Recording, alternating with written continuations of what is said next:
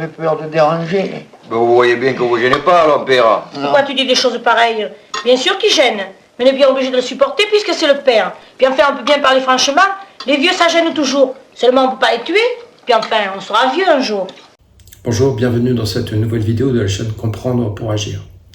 La politique n'a de sens que si elle a pour seul objectif la recherche du bien de la France et des Français. Si donc, en faisant de la politique, on s'empare de considérations d'ordre philosophique, d'ordre moral et peut-être même d'ordre spirituel, ce n'est qu'afin de réfléchir à leur mise en œuvre concrète dans le quotidien et au bénéfice des individus.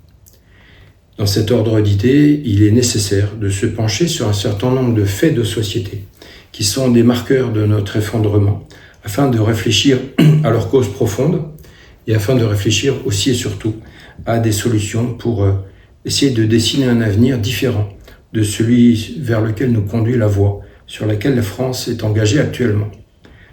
Parquer nos anciens dans des maisons de retraite, EHPAD ou autres maisons médicalisées est assurément un fait de société sur lequel nous devons nous pencher et réfléchir profondément. Feu Sa Majesté le roi Hassan II, ancien roi du Maroc, comme vous le savez, qui était un homme non seulement d'une grande culture, mais également d'une grande intelligence politique, disait ceci. Il disait « Le jour où on ouvrira la première maison de retraite au Maroc, notre société sera en voie de disparition. » Et pourtant, encore plus à l'époque qu'aujourd'hui,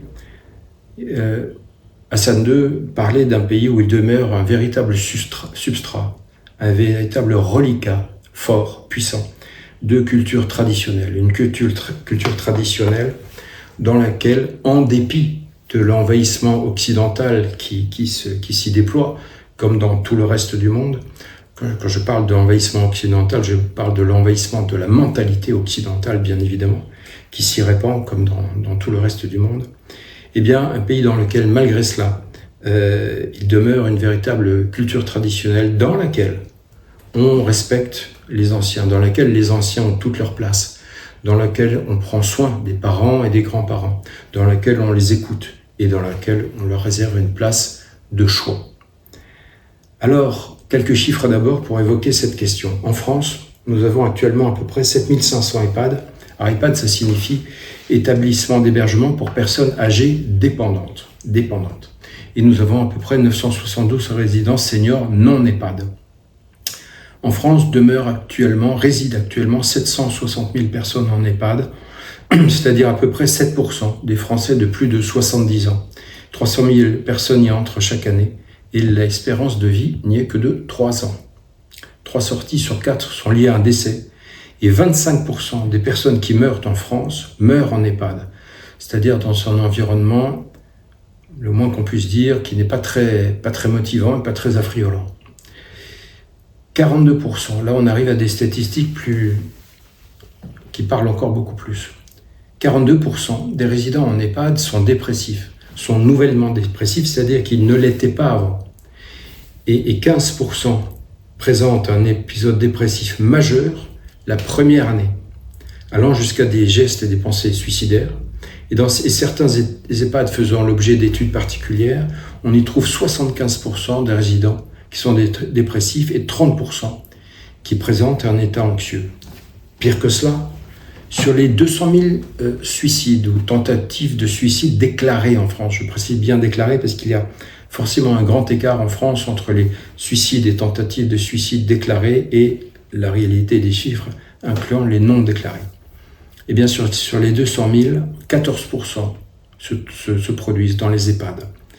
Eh bien, tout cela provient bien évidemment en raison de l'ennui, de l'absence d'interaction sociale, l'absence de contact avec la famille, le fait d'être immergé dans un milieu particulièrement terne, avec des relations uniquement de personnes âgées. Il est bien connu des psychologues que le fait pour une personne âgée de ne plus avoir d'interaction avec la jeunesse précipite sa chute et son vieillissement.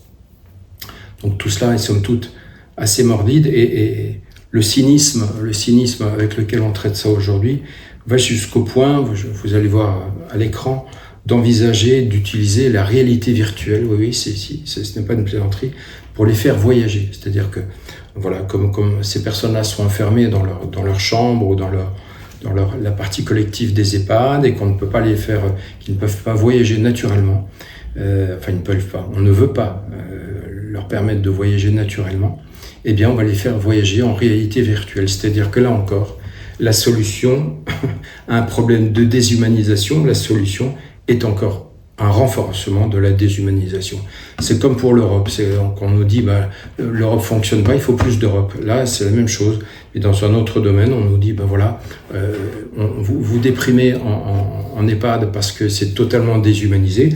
Eh bien, on va vous déshumaniser encore plus. On va avoir recours à l'intelligence artificielle pour détecter votre dépression et puis on va essayer de vous faire voyager en réalité virtuelle. Comme ça, on va encore plus se débarrasser de vous, on va vous mettre un casque sur la tête et comme ça, au moins pendant ce temps-là, vous nous ficherez la paix. Je trouve que tout cela est d'un cynisme parfaitement abouti. Mais on va encore plus loin, figurez-vous. J'ai trouvé cette statistique. Il s'avère que, donc, comme vous le savez, les EHPAD sont dédiés aux personnes dépendantes, puisque le D de EHPAD signifie dépendant. 50%, cependant, 51% des résidents en EHPAD sont soit autonomes, soit affectés d'une dépendance légère ou très légère. Ce qui signifie que, techniquement, ce sont des personnes qui n'ont rien à faire en EHPAD. Alors maintenant, il va falloir se pencher bien évidemment sur les causes de tout cela. Et on distingue, comme toujours, des causes, une dimension individuelle et une dimension collective dans les causes. S'agissant de la dimension individuelle de cette évolution comportementale, il est simple de comprendre que nous sommes en train d'arriver au terme d'une société où l'individualisme est la règle. Nous sommes en présence, bien souvent, de comportements où les individus sont totalement autocentrés et totalement dédié à la recherche de satisfaction et de plaisir d'ordre matériel ou sensuel, puisque la société ne propose que cela aujourd'hui, et des satisfactions par essence évanescentes, dans lesquelles on est en permanence en recherche de renouvellement de ces satisfactions, puisque dès lors qu'elles sont obtenues, elles disparaissent. Donc l'homme, l'individu, est entièrement dédié dans une sorte de course à l'échalote permanente, une course à l'échalote effrénée, entièrement dédiée à la recherche de ces satisfactions auto-centrées, totalement auto-centrées, et qui sont une sorte de marqueur du désamour. Alors vous allez me dire, mais non, on aime nos anciens, on aime nos parents, on aime nos grands-parents. Oui, mais l'amour, c'est d'abord et avant tout préférer l'autre à soi-même. Être capable de prendre sur soi par amour. Être capable de s'oublier au profit de l'autre par amour. Être capable de consacrer du temps par amour. Être capable de consacrer de l'argent par amour, etc. Être capable de s'intéresser à l'autre par amour. Voilà. Et je ne parle pas, bien évidemment, de la notion de reconnaissance, puisque nos parents, nos grands-parents, ce sont eux qui, d'abord et avant tout, nous ont permis de grandir, nous ont éduqués, nous ont consacré un temps incalculable. Et en cela, on oublie aujourd'hui qu'un jeune n'est rien d'autre qu'un vieux en devenir. Nous sommes dans une société où l'individu est entièrement réduit à cette dichotomie consommateur-producteur, et où il ne cherche plus à comprendre ni d'où il vient, ni où il va, et où les anciens sont considérés comme obsolètes et comme n'apportant rien du tout, étant au mieux une perte de temps. La notion d'amour, d'ailleurs, est entièrement ramenée.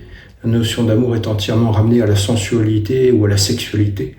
Et c'est d'ailleurs la raison pour laquelle on ne comprend plus réellement ce qu'est l'amour. On ne comprend plus ce qu'est l'amour avec toute cette dimension sacrificielle au sens le plus élevé, mais simplement de consacrer du temps, consacrer de l'intérêt, consacrer de l'argent, ou peut-être réfléchir comment faire plaisir à l'autre. Tout ça sont des notions qui disparaissent petit à petit.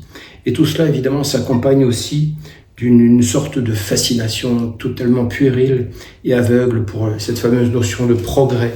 auquel serait attaché le futur, un futur toujours associé à la notion de progrès, et dans laquelle on imagine que les anciens seraient des arriérés, qu'ils n'auraient rien compris, que nous aujourd'hui on a tout compris, et que donc ça n'a pas beaucoup de sens de discuter avec eux, d'échanger avec eux, parce que nous aujourd'hui, nous sommes détenteurs du vrai, alors qu'eux avant, ma foi, ils n'avaient rien compris, et c'est aujourd'hui nous qui sommes les dépositaires de ce qui est juste et de ce qui est intelligent.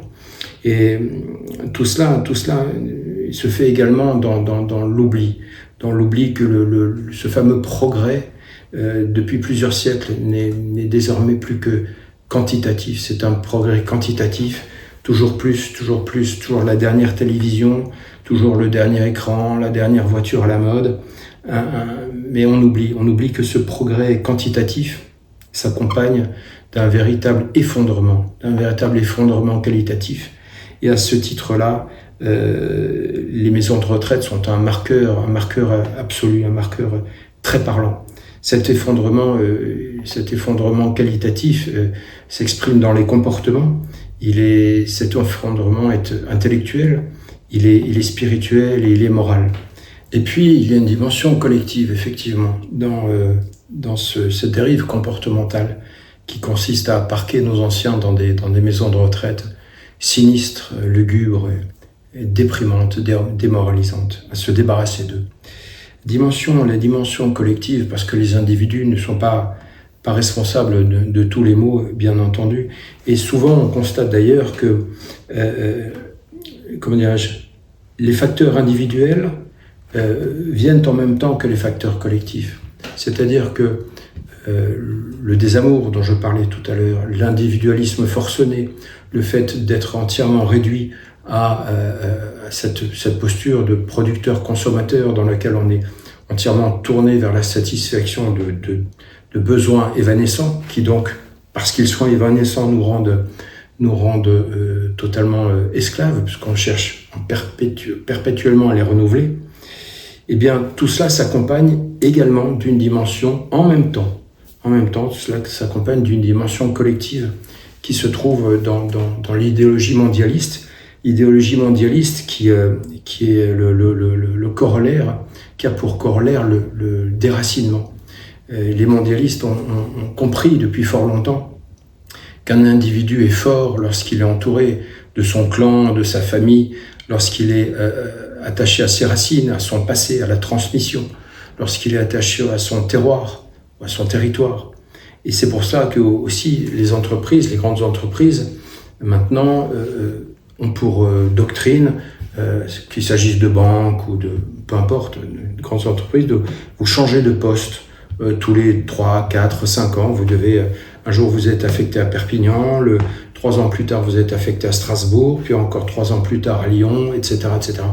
Donc toute cette doctrine, toute cette doxa du management, évidemment, n'est pas là par hasard. Tout cela participe d'une idéologie réfléchie, une idéologie qui a des tenants et des aboutissants, qui est destinée à déraciner les individus ou à les empêcher de s'enraciner, les empêcher de se faire des relations durables et fortes sur un territoire précis, de s'identifier à ce territoire, de s'identifier à ces relations fortes. Donc tout cela a un sens et tout cela n'est pas fait au hasard. Et ces entreprises qui forcent à la mobilité, tout ça sont des dogmes d'une sorte de doxa mondialiste et financière qui a pour cause principale la financiarisation de l'économie. La financiarisation de l'économie, qu'est-ce que ça signifie? Ça signifie que aujourd'hui, bien entendu, l'individu est compté comme variable d'ajustement dans les entreprises. Plus une entreprise est de taille importante, plus cette tendance est prégnante. Les individus sont considérés comme variables d'ajustement.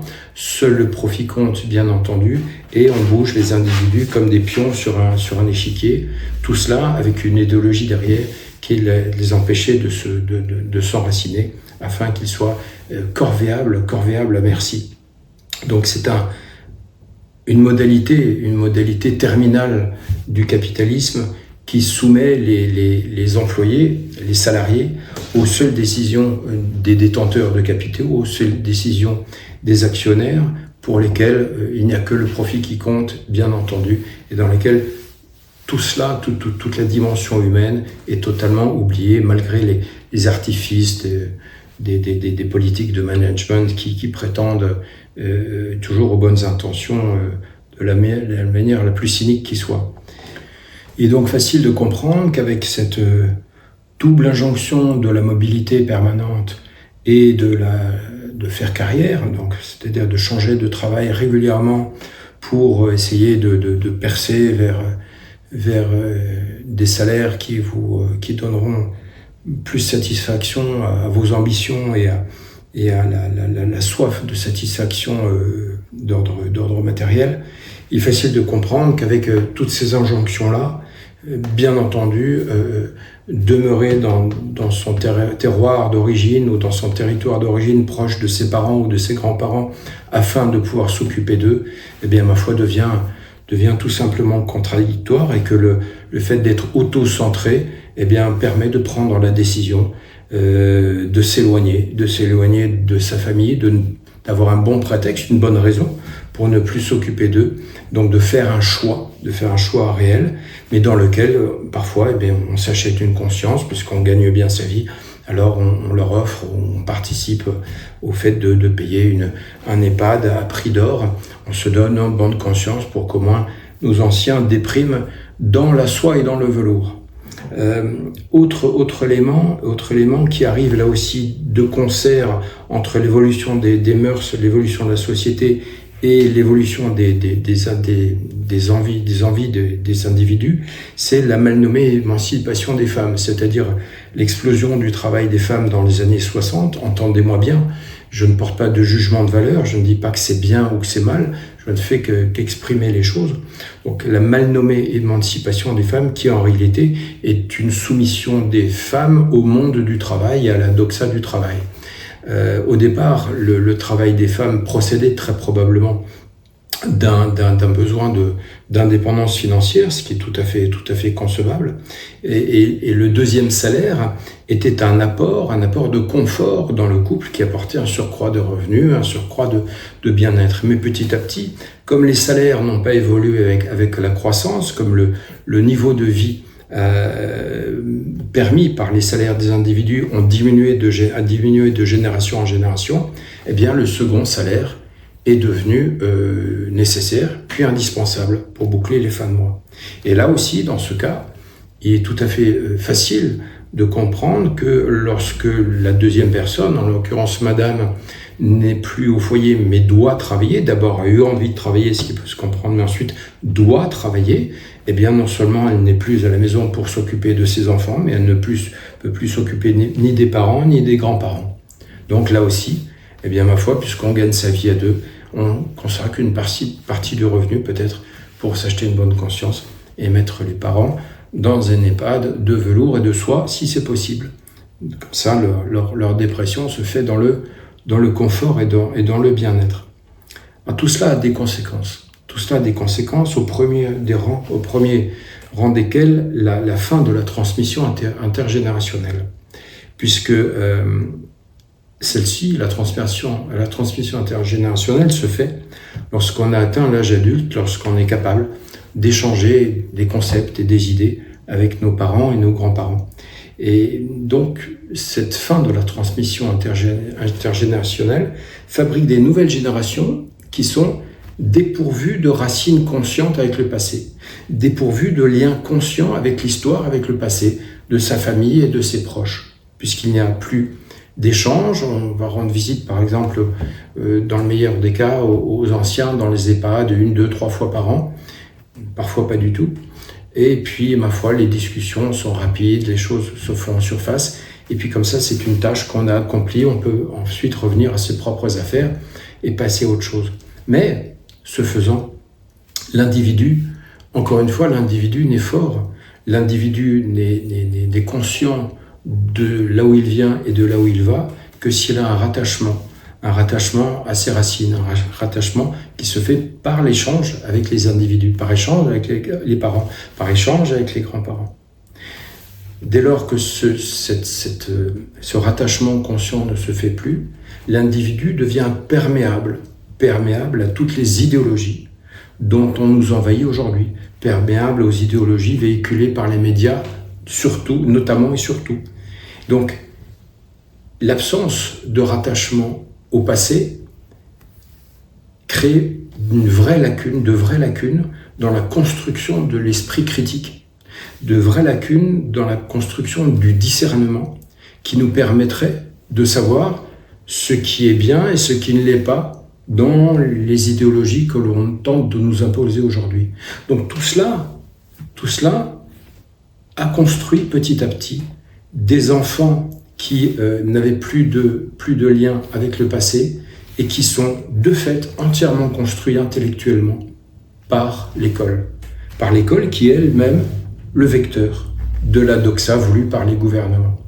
Donc aujourd'hui, on a une véritable césure, une véritable coupure de conscience entre le passé et le présent, tant et si bien que les individus sont totalement perméables à toutes ces idéologies qui nous sont imposées. Ils les achètent, ils les mangent, ils les consomment autant qu'on leur sert. Et il est intéressant de noter également que cette évolution a pour conséquence, dans la fascination cette fascination puérile pour le futur, a pour corollaire une sorte de mépris condescendant pour le passé, qui aboutit à une méconnaissance de l'histoire ou une lecture biaisée de l'histoire, puisque le passé était forcément toujours moins bien, et une disparition de la conscience de nos véritables valeurs, ce qui permet, ce faisant, de nous en imposer d'autres. Une détestation du passé, une détestation et un mépris de tout ce qui peut ressembler de près ou de loin au conservatisme, quand bien même on n'en connaît pas les racines et les tenants, les aboutissants. Donc au bout du compte, on se rend compte que, in fine, cette croissance économique infinie, voulue comme infinie, fantasmée comme infinie, que l'on nous a vendue comme étant la clé d'un bonheur incommensurable et sorte d'avenir prométhéen, et l'autel sur lequel, cette croissance économique, est l'autel sur lequel nous avons sacrifié nos valeurs passées, et l'autel sur lequel nous avons sacrifié notre comportement, nos valeurs, notre éthique. Et c'est également l'autel qui a fait de nous des esclaves puisque en réalité les moyens sont devenus la fin. C'est-à-dire que cette croissance économique que l'on nous a vendue comme la clé d'un bonheur est aujourd'hui l'objectif même que l'on poursuit. C'est-à-dire, elle devait nous promettre un bonheur, mais en réalité aujourd'hui, elle nous tient. Cette croissance économique nous tient, et c'est au nom de cette croissance économique, dont on a oublié qu'elle devait nous fournir du bonheur, c'est au nom de cette croissance économique qu'aujourd'hui, nous sommes devenus les esclaves consentants, conscients ou pas, des entreprises, du monde, du salariat. Et c'est en réalité une inversion complète des valeurs. C'est une inversion complète des valeurs puisque le moyen est devenu une fin en tant que telle. Et la fin en tant que telle est dépourvue de sens. C'est-à-dire qu'aujourd'hui, on est dans une situation où on travaille pour travailler, on travaille simplement pour subvenir à des besoins, payer des factures. Et la société, qu'est-ce qu'elle nous propose? Au mieux, acheter des biens matériels qui eux-mêmes sont périssables, qui fait qu'on va devoir en acheter d'autres par la suite, que donc on ne cessera pas de courir. C'est comme boire de l'eau salée, on croit que ça va nous étancher notre soif. Ben non, plus on en boit, plus on aura soif. L'acquisition effrénée, comme ça la recherche effrénée de satisfaction matérielle, eh bien, conduit exactement à la même absurdité. De même, la société nous propose une deuxième chose, c'est la course au plaisir permanente, la course au plaisir effrénée, mais qui elle-même cache la disparition de l'amour, qui est le fait de préférer l'autre à soi-même. Donc la notion d'amour, dont on parle du matin au soir, est réduite à la simple notion de sensualité et de sexualité. Donc tout cela, finalement, est en perte de sens totale. Et donc finalement, ce triomphe de l'individualisme que l'on analysait comme étant la capacité pour chacun à être heureux, à subvenir à nos besoins, et donc à être heureux en subvenant à nos besoins, ce triomphe de l'individualisme, finalement l'individualisme se transforme en solitude, puisque les individus sont coupés les uns des autres et sont ainsi malléables, ils sont exclus de leur clan, exclus de leur famille, exclus de leur groupe qui fait leur force. Et donc, réduits au niveau d'individus, ils sont malléables, corvéables à merci, et donc aussi ouverts à toutes les doctrines, toutes les idéologies créées ex nihilo, qui n'ont aucun lien logique avec notre histoire, avec notre passé, et que l'on nous impose à coups de matraque tous les jours dans les médias. En conclusion, j'aimerais dire qu'on se rend bien compte que ce ne sont pas des changements homéopathiques dont nous avons besoin. Il s'agit bien entendu de, tôt ou tard, lorsque le moment sera venu, lorsque les choses seront possibles, il s'agira pour la France de sortir de l'Union européenne, de sortir de l'euro, de sortir de l'OTAN, de sortir de l'OMS, de sortir de la Cour européenne de justice, bien entendu. Mais tout cela n'est qu'un apéritif, parce qu'en réalité, ce dont nous avons besoin est bien plus large que cela. Nous avons besoin de redonner du sens aux choses. Nous avons besoin de sortir de cette voie infernale sur laquelle la France est engagée et qui nous conduit au pire. Nous avons besoin de redonner du sens et de réhumaniser la vie en France. Pour cela, il va falloir nécessairement définanciariser la vie économique en France et il va falloir également introduire la participation. Et puis, aussi et surtout, il va falloir remettre à l'honneur des véritables valeurs, non pas ce qu'on nous vend comme les valeurs de la République dont personne ne sait ce que c'est, si ce n'est qu'on peut les voir en jugeant, en reconnaissant un arbre à ses fruits. Et lorsque je parle de véritables valeurs, je parle de valeurs de comportement, de valeurs d'éthique, de valeurs de noblesse de caractère, de noblesse de comportement, pour inciter les individus à regarder autre chose que leur nombril. Voilà, je vous remercie de m'avoir écouté et je vous dis à très bientôt pour d'autres vidéos sur cette chaîne. Au revoir.